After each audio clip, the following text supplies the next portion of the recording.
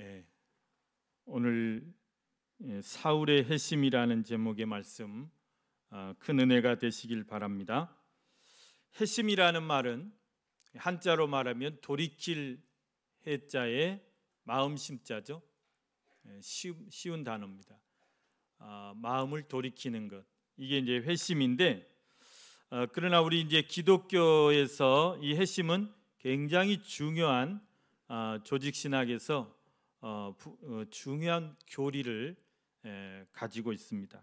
단순히 마음을 돌이키는 차원을 넘어서 이 회심은 중생과 회개가 합쳐진 것을 회심이라고 말합니다. 여러분, 중생이라는 것은 뭐냐면 무거울증이에요. 무거울증, 날생, 무겁게 난단 말이 아니고 다시 난다는 것입니다. 두 번 난다. 우리말로는 거듭난다는 것이죠. 무엇으로 거듭나는 것입니까? 우리는 성령으로 거듭나는 것이죠. 성령으로 거듭나지 않고는 너희가 하나님 나라에 갈 수 없다. 성령으로 거듭난다는 것은 내가 예수 안에서 완전히 새 사람이 되는 거예요. 이전의 육신은 다 십자가에 예수와 함께 죽어버리고 이제 완전히 성령으로 거듭난 새 사람이 되는 것입니다. 내 인간의 그런 죄의 본성, 부패한 본성 다 십자가에 못 박아버리고 우리가 성령으로 사는 것이 거듭나는 것이죠. 그게 중생입니다. 그러면 회개는 무엇입니까? 회개는 고치는 거죠. 고치는 것. 내 잘못된 삶을 고치고 바꾸는 것이 회개죠. 거듭난 후에 내 삶이 변화되는 것입니다. 변화돼야 그게 회개예요. 회개라는 것은 돌아서는 것입니다. 돌아서는 것. 그래서 이 회심이라는 것은 이 중생과 성령으로 거듭난 후에 그리고 나의 그 삶을 돌아서는 거예요. 변화돼야 돼요. 잘못된 삶을 고쳐야 돼요. 바꿔야 돼요. 이게 진정한 회개예요. 그냥 뉘우치고 끝나서는 그게 회개가 아닙니다. 내가 지금까지 죄인으로 살았더라면 이제 예수 믿고 성령 충만해서 거듭났으면 이제 의인의 삶, 믿음의 삶을 사는 것이 정말 진정한 회심하는 삶이다 그랬죠. 내가 과거에 좀 조직 세계에 잘못된 길로 가서 깡패로 살았다. 그러면 예수 믿고 완전히 변화돼서 참회하고 뉘우치는 심정으로 섬기고 주님을 섬기고 교회를 섬기고 그렇게 살아야, 전도자의 삶을 살아야 되는 것이죠. 내가 교만했던 사람이라면 예수 믿고 정말 변화돼서 완전히 겸손히 나를 낮추고 남을 높이는 그런 삶을 사는 것이 진정한 회개의 삶인 것입니다. 전에는 정말 나만 위해서 살았어요. 나만 위해서 그렇게 살았다면 이제는 정말 주님을 위해서 살고 이웃을 위해서 사는 것이 진정한 회개의 모습이다. 전에 내가 교회를 핍박했다. 예수 믿는 사람들 핍박하고 그랬다면 이제는 내가 전도자의 삶을 살고 목회자의 삶을 살고 선교사의 삶을 살고 이렇게 바뀌어야 된다는 것입니다. 그래서 오늘 이 회심이라는 단어는 이 두 가지가 합해진 거예요. 중생, 거듭남과 회개, 우리의 삶의 변화, 또 열매가 있는 삶을 회심이라고 말하고 있습니다. 여러분, 오늘 본문에 나오는 이 사도 바울이라는 분이 계세요. 이분을 우리가 살펴보면 이분은 정말 부활하신 예수 그리스도를 만난 다음에 그리고 완전히 그가 성령에 붙들려서 그리고 지금까지 살아왔던 삶과는 정반대의 삶을 지금까지는 아주 핍박자로 살았다면 이제 그 이후 예수를 만난 뒤로는 최고의 선교사로 복음 전한 자로 그렇게 살아가셨던 것입니다. 여러분, 오늘 본문을 우리가 사도 바울의 그 일생을 세 가지로 나눠보고자 합니다. 첫째는 회심 이전의 사울의 모습이 어땠을까? 그리고 과연 이 사도 바울이 어떻게 회심하게 됐을까? 또 세 번째는 회심 이후에 그럼 사도 바울의 삶은 어땠을까? 이 세 가지 우리가 나눠볼 텐데요. 여러분, 우리도 마찬가지예요. 내가 예수 믿기 전에는 어떤 모습이었을까? 예수 믿기 전에는 내가 어떤 삶을 살았을까?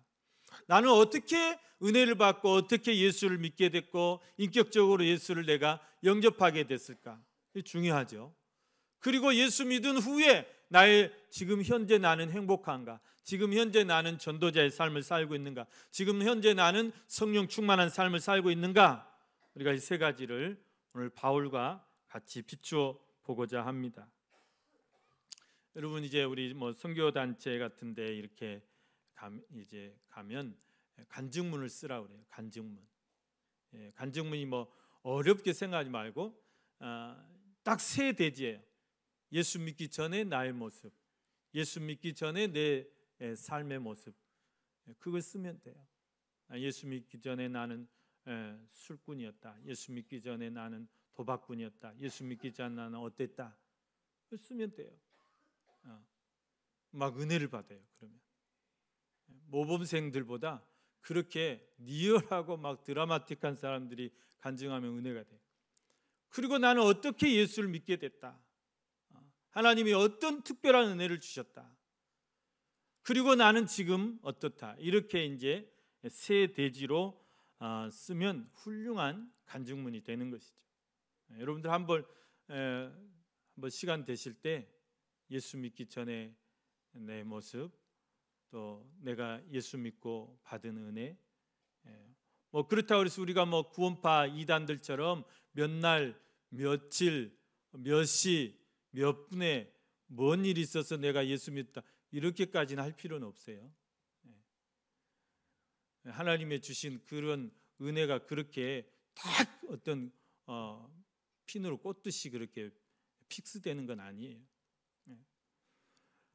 그리고 예수 믿은 후에 내 삶이 어떻다, 정말 기쁨이 넘치는가, 그런 것을 한번 쭉 정리를 한번 써보시면 좋은 그런 은혜가 될 것입니다. 여러분, 먼저 회심 이전의 사울의 삶을 한번 살펴보겠습니다. 여러분, 사도 바울은 회심 이전에는 어떤 사람이었냐면 사울이라는 아주 무서운 청년이었어요. 아주 무서운 율법주의자였어요. 아주 정통 유대교인이었어요. 유대교들이 얼마나 엄격하고 그런 이제 유대주의자였다. 근데 사울은 길리기아 다소에서 출생한 사람입니다. 그러니까 디아스포라 유대인이지만 해외 동포였어요. 해외 동포. 이 본토에서 태어난 게 아니고 이렇게 해외 나가가지고 부모님이 해외 이렇게 이주해가지고 그곳에서 태어난 사람. 여러분, 길리기아 다소는 어느 지방이냐면요, 지금 이제 터키에 이렇게 지진이 일어났잖아요. 그 터키의 남동부에 속한 것이 길리기아 다소인 것입니다. 여러분, 우리가 이 터키를 위해서 기도를 해야 되는데요. 원래 이제 터키라는 말은 지금 국명이 바뀌었습니다.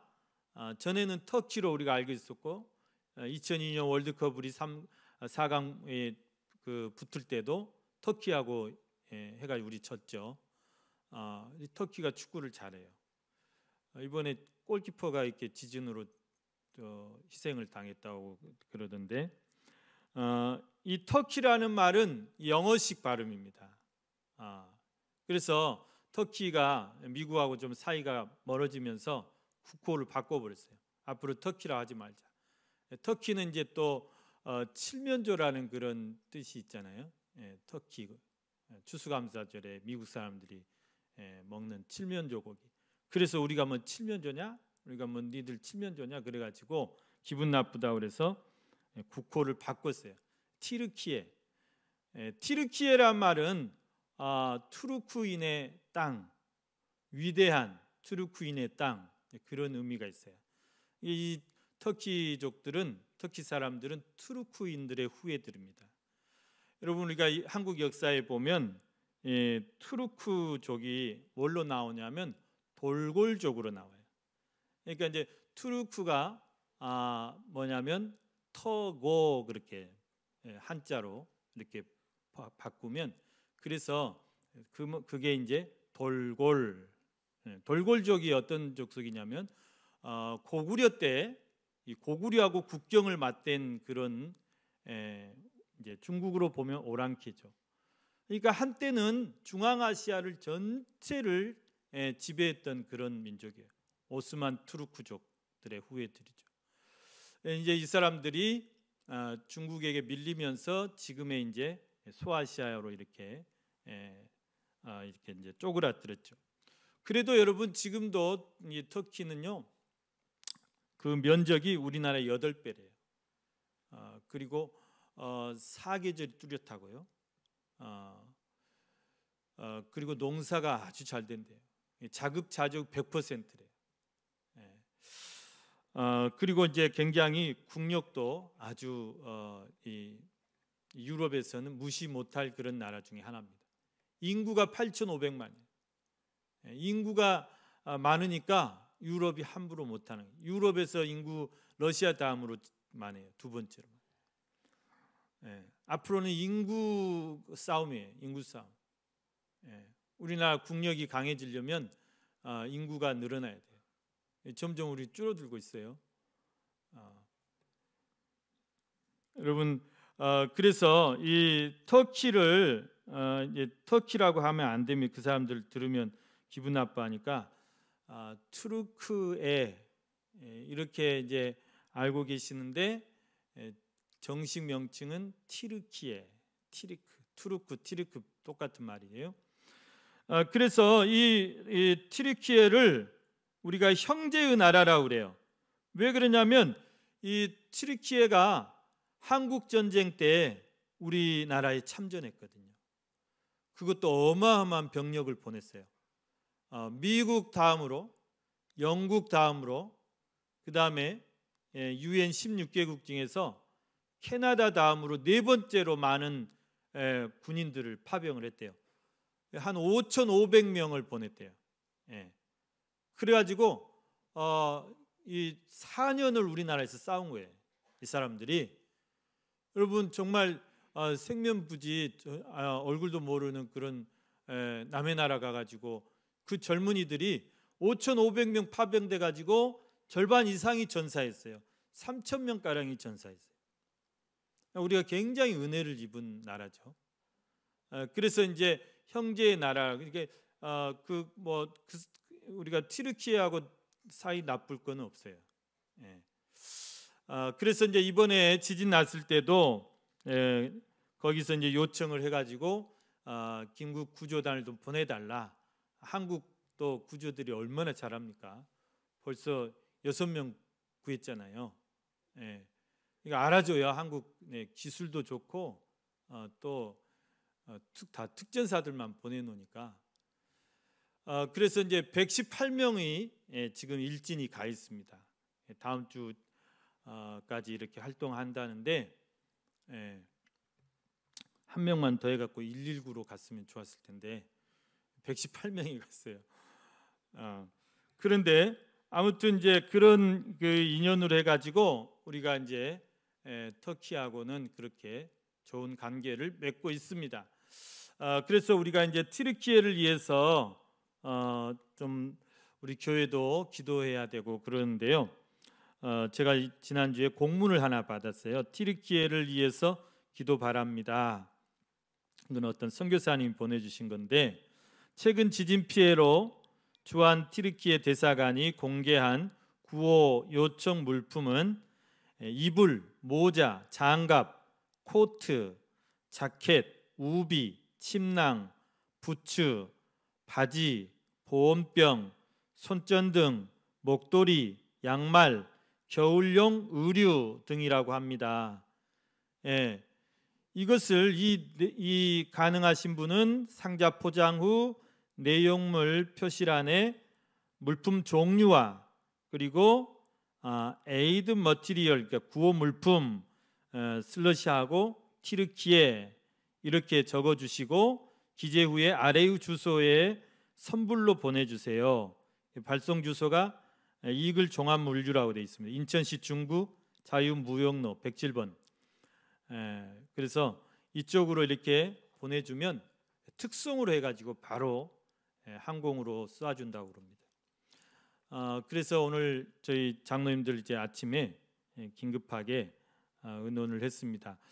주보 광고는 안 됐지만 이게 이제 뭐 급한 것이기 때문에 여러분들이 오늘 이제 가시면 겨울 옷 같은 거 입을 것만 놔두고 다 가져오세요. 거기가요 지금 막 영하 10도래요. 영하 10도. 막 뭐든지 그냥 갖다 주면 그냥 다 뒤집어 쓰고 다 사용할 거예요. 아무튼 입을 것만 놔두시고 한 벌이면 되잖아요. 여러 벌 입으십니까? 저는 그냥 딱 외출용 그 코트 하나 하고 새벽에 입는 잠바 이거 두 개면 충분하던데. 아무튼 다 모아가지고 우리가 인천으로 다 보냅시다. 그 충현교회 써가지고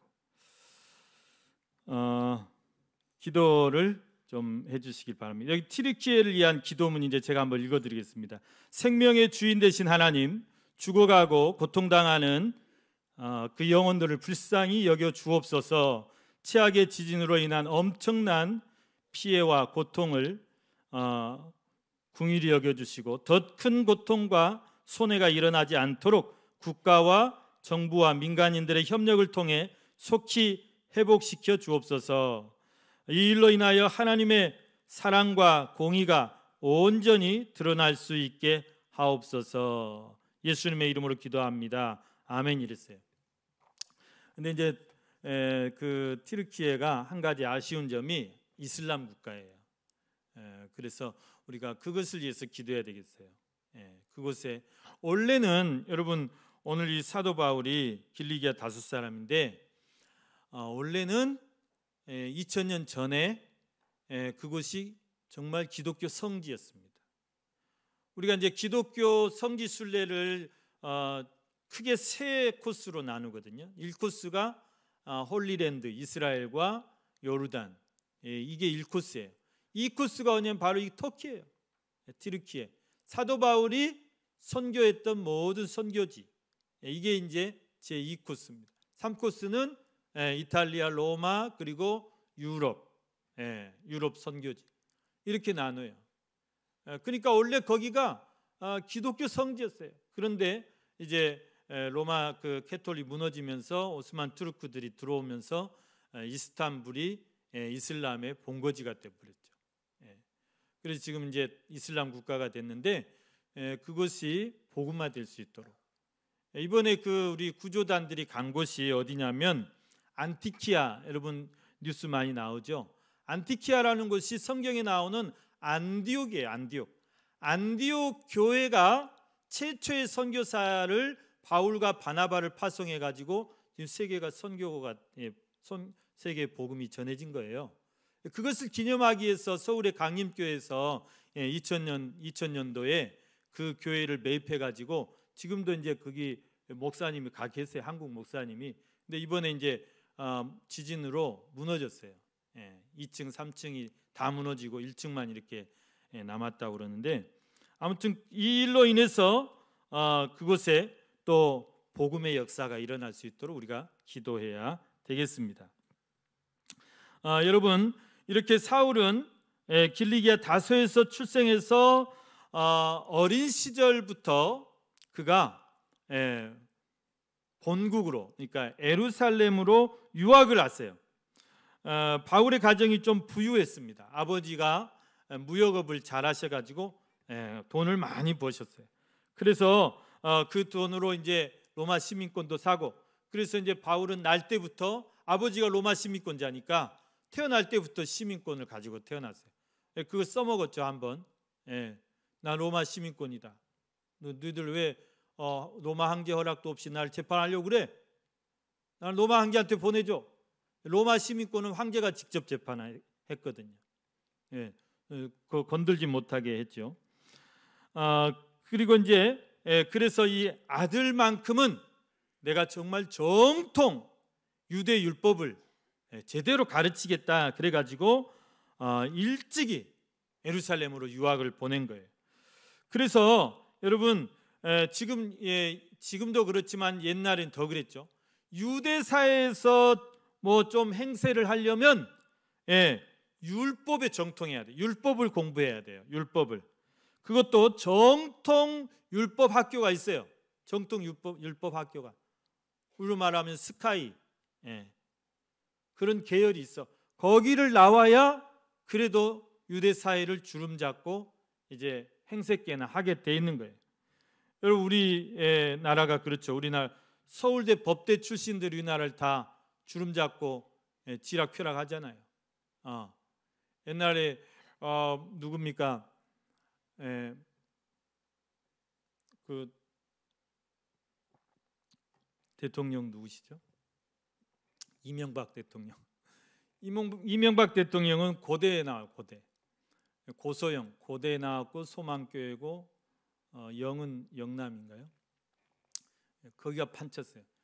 지금 윤석열 대통령은 서울대 법대 출신이잖아요. 서울대 법대들이 막 난리를 쳐요. 서울대 법대들만 싹 쓸어버리면 우리나라가 뭐 건강해진다대요. 네? 네. 그런데 이제 이 이스라엘 사회에서는 아무튼 그래서 정통 율법 학교를 보내려고 애를 쓰죠. 그래서 사도 바울은 어려서부터 정통 율법 학교를 다 나온 거예요. 율법 초등학교, 율법 중학교, 율법 고등학교, 그리고 이제 마지막에는 가말리엘이라는 당대 최고의 율법 학자가 계셨어요. 그분의 문화생이 됐어요. 그분의 제자가 됐어요. 거기를 나왔다는 것은 오늘날로 말하면 우리나라로 말하면 서울대 법대를 나왔단 말이에요. 그러니 어떻겠어요? 그 삶이 출세 가도가 열린 거죠. 출세 가도가 열렸어요. 여러분 서울대 법대 출신들의 그 출신들 그 보십시오. 나라가는 새로 떨어뜨려요. 그 권세라는 게. 그래서 이 바울은 그 20대 새파란 나이에 검사 자격증 딱 달고 그 출신 성분을 보세요. 히브리인 중에 히브리인이라고 그랬어요. 나는 정통 히브리인이다. 히브리인도 막 여러 가지예요. 뭐 이렇게 또 나그네가 이렇게 또 히브리인의 이스라엘 총에 속 들어온 사람도 있고. 그런데 나는 정통 히브리인이고 바리새인 중에 바리새인과 율법을 정통으로 공부했다는 말이고, 그것도 가말리엘이라는 최대 학자, 율법 학자의 거기서 수학한 그런 사람이다. 그리고 나는 왕이 나온 베냐민 지파 출신이다. 사울 왕이 베냐민 지파 출신이거든. 그러니까 그 교만이라는 것은 하늘을 찌르는 것이죠. 그리고 그 유대교에 대한 그 열심, 아주 특심이죠. 그 열심이. 그것이 다 어떻게 됐냐? 기독교의 박해로 돌아서 버렸어요. 유대교주의자들은요 제일 싫어하는 게 뭐냐면 이단이에요. 이단들을 아무튼 제일 싫어해요. 이단들은 뭐 그냥 현장에서 죽여도 상관없어요. 그래서 이 사도 바울이 그 유대주의에 가득 차가지고 이제 제일 먼저 한 일이 뭐예요? 제일 먼저 한 일이 예루살렘 교회에 그 신실하신 스데반 집사님이라고 했어요. 7 집사 뽑았다고 그랬죠. 그 스데반 집사님을 돌로 쳐 죽이는 데 앞장서요. 주동자가 돼요. 검사 지휘권을 가지고 야 돌로 쳐! 이거 막 유대인들이 다 돌로 쳐 죽였어요. 그리고 그것도 부족해서 예루살렘 교회를 공격하는 거예요. 뭐 성도들을 잡아 가두고 고문하고 핍박하고. 그러니까 예루살렘 교회들이 다 뿔뿔이 흩어졌다고 그랬습니다. 뭐 사마리아, 뭐 다른 어떤 사람들은 다메섹, 이게 지금 다메섹을 오늘 잡으러 간 거예요. 그리고 어떤 사람들은 더 멀리 오늘 그 터키 안티키아까지 안디옥까지 그렇게 숨어 이제 피해 갔던 것이죠. 오늘 본문에 보면 이 바울이 그래요. 사울이 주의 제자들에 대해서 여전히 이업과 살기가 등등했다. 여러분 상상해 보세요. 여러분 서울대 법대 나와가지고 머리 좋아가지고 뭐 졸업하기도 전에 막 3학년 때 4학년 때 고시 패스한 놈들 검사 달잖아요. 인정사정이 없어요. 이것들은 보이는 게 없어요. 뵈는 게 없대요. 그래서 조금 이제 이렇게 뭐 경륜이 있고 이런 사람들은 좀 뭘 하면 이제 말이라 통하잖아요. 근데 이런 사람들은 뭐 재고 뭐 자식 이런 게 없어요. 무조건 법대로예요.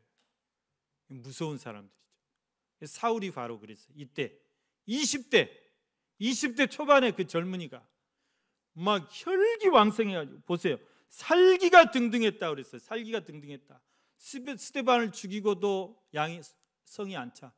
예루살렘 교회를 다 박살내고도 성이 안 차. 살기가 등등해가지고 어디까지 가느냐?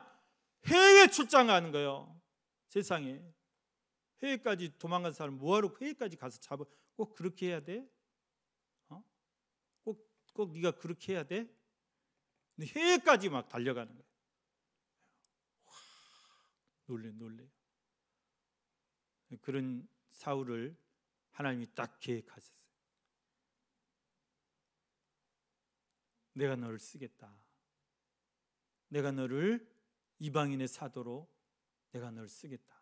하나님이 딱 계획하시고 그 다메섹이라는 것은 지금의 시리아라는 나라가 있는데 그때도 이제 시리아예요. 근데 그 시리아라는 나라의 수도가 다메섹이에요. 다마스커스. 근데 그곳에 지금 이제 막 잡으러 가는데 그 성 입구에서 부활하신 예수님이 딱 기다리고 있는 거예요. 바울이 달려오는데 강한 빛이 바울을 강타했다고 그랬습니다. 오늘 여기 말씀해 보면 3절 말씀 보겠습니다. 우리 3절 4절 다 같이 한번 읽어보겠습니다. 사울이 길을 가다가 다메섹에 가까이 이르더니 호련히 하늘로부터 빛이 그를 둘러 비추는지라. 땅에 엎드러져 들으매 소리가 있어 이르시되 사울아 사울아 내가 어찌하여 나를 박해하느냐 하시거늘. 네, 사울을 강타한 그 빛, 주님의 그 영광의 빛이 얼마나 강렬했던지 사울이 떨어졌어요. 그리고 눈이 멀게 됐습니다. 여러분, 우리가 여름 대낮에 밖에 나가서 그 뜨거운 태양볕을 1분만 쳐다보고 계세요. 1분만 쳐다보고 계세요. 눈 멀어버립니다.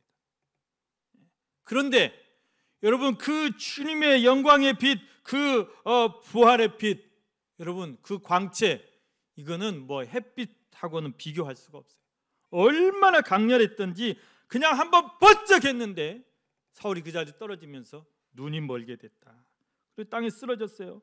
음성이 들려왔습니다. 사울아 사울아 네가 어찌하여 나를 박해하느냐? 주여 이시나이까. 막 이제 하나님의 음성인 줄 알고 나는 네가 박해하는 예수다. 네가 왜 나를 박해하느냐? 내가 바로 하나님의 아들이다. 바울이 깜짝 놀랐어요. 너무나 큰 충격을 받았습니다. 예수라는 사람은 내가 20년 전에 내가 태어나기 전에 그 예루살렘에서 십자가에 처형당한 사람인데 이단의 계수로 몰려서 신성모독죄로 처형당했는데 그리고 뭐 부활해가지고 뭐 승천했다는 사람인데 근데 그 사람이 하나님의 아들이었다고? 너무나 큰 충격을 받아요.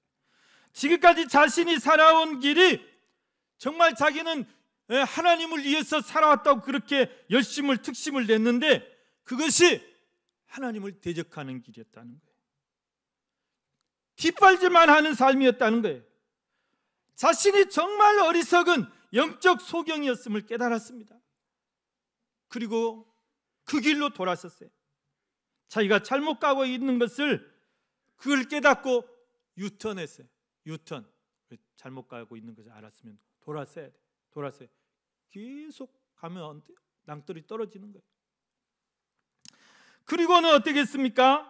그가 다시 이제 회개하고 다메섹으로 들어갔는데 거기에 누가 있었냐면 예수님의 제자가 아나니아라는 제자가 기다리고 있어요. 왜? 사울에게 안수해 줘서 또 그 눈을 치료해 주고 그리고 사울에게 성령으로 충만케 하기 위해서 기다리고 있었어요. 그래서 이제 사울이 더듬더듬 해가지고 찾아갔는데 3일을 금식을 했어요. 식음을 전폐했다고 그랬어요. 아나니아가 기도합니다. 아나니아가 기도하니까 여기 말씀에 보면 즉시 사울의 눈에서 비늘 같은 것이 벗어졌다. 그리고 다시 보게 되고 일어나서 세례를 받고 음식을 먹고 강건해졌다. 저는 이 말씀을 읽으면서 깜짝 놀래버렸어요. 깜짝 놀래버렸어요.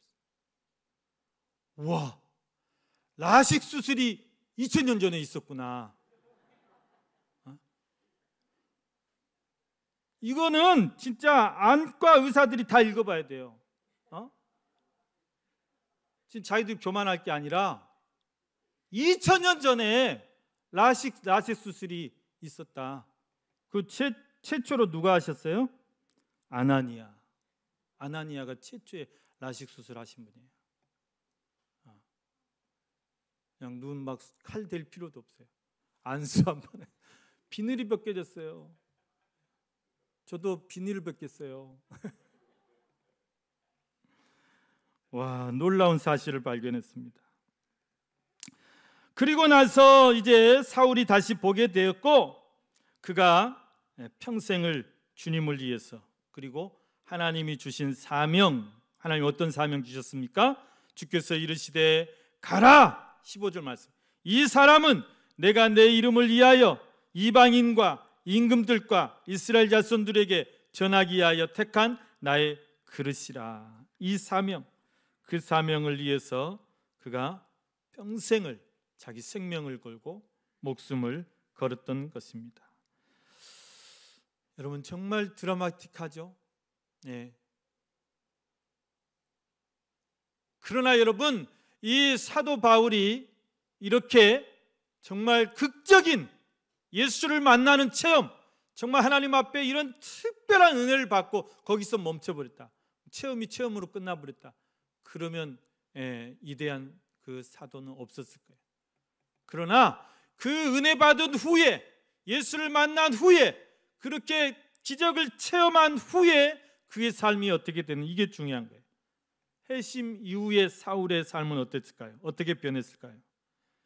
여러분 기록에 의하면 사울이 회심하고 나서 거기서 곧바로 아라비아 사막으로 들어갔다고 그럽니다.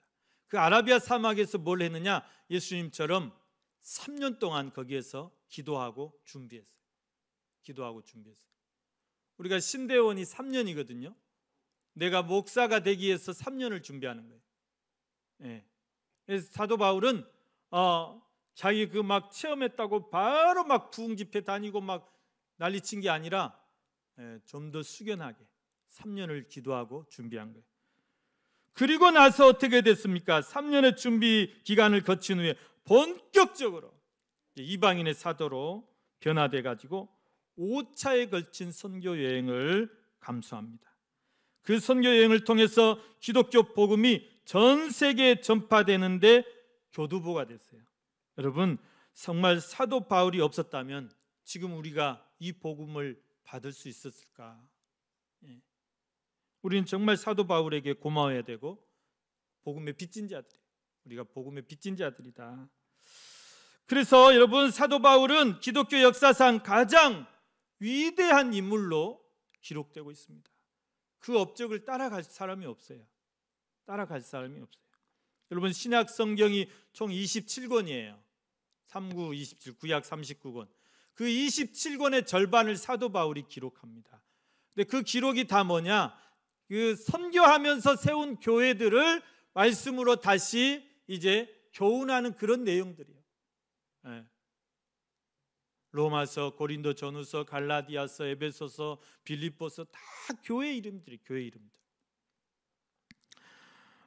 여러분 그리고 이제 그가 하나님께서 아무튼 이 주 예수께서 명령하신 땅끝까지 이르러 내 증인이 되라, 그 땅끝 복음이 바로 이 사도 바울의 발끝에서 시작됐다는 사실입니다. 그럼 20대 그 새파란 혈기에, 그 나이에 예수님을 모르고 정말 진리를 모르고 그렇게 예수를 핍박했던 그 괴수, 그러니까 사도 바울은 고백할 때 내가 죄인 중에 괴수다 그렇게 고백해요. 정말 우두머리, 핍박의 앞잡이. 그러던 사람이 35세에 다메섹으로 그 예수 믿는 사람들 잡으러 가다가 거기서 부활하신 주님을 만난 후로 그가 완전히 변화를 받고 마지막 로마에서 순교당할 65세까지 그는 30여 년의 그의 삶을 송두리째 오직 주님을 위해서 바치고 하나님이 세우신 그런 이방인의 사도로 헌신하게 됩니다. 그리고 우리가 변함이 없어야 돼요. 내가 정말 예수 믿고 변화받고 예수를 위해서 살기로 다짐했으면, 그렇게 결단했으면 내 생명 마칠 때까지 우리는 계속해서 우리 믿음이 전진해야 돼요. 계속해서. 성령으로 시작했다가 네가 육체로 마치려느냐? 그래서는 안 돼요. 김익도 목사님이 정말 그 청년 때 그렇게 평양의 유명한 깡패로 살았어요. 김익도 떴다 하면 다 벌벌 떨었어요. 그런데 그가 예수 믿고 어땠습니까? 목사가 됐어요. 그리고 나중에는 아주 위대한 부흥사가 됐어요. 아무도 가기 꺼려하는 제주도의 최초의 선교사로 갔어요.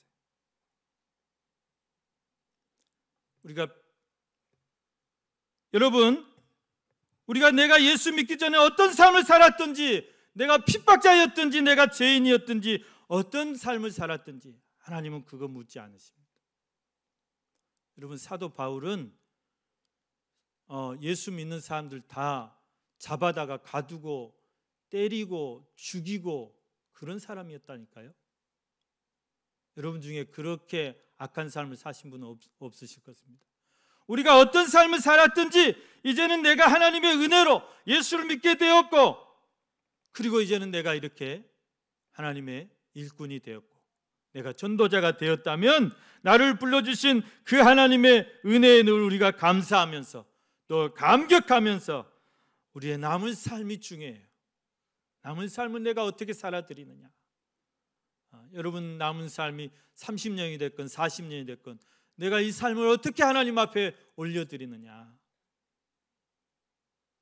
우리가 하나님이 받으실 만한 거룩한 산 제물이 되어야 될 줄로 믿습니다.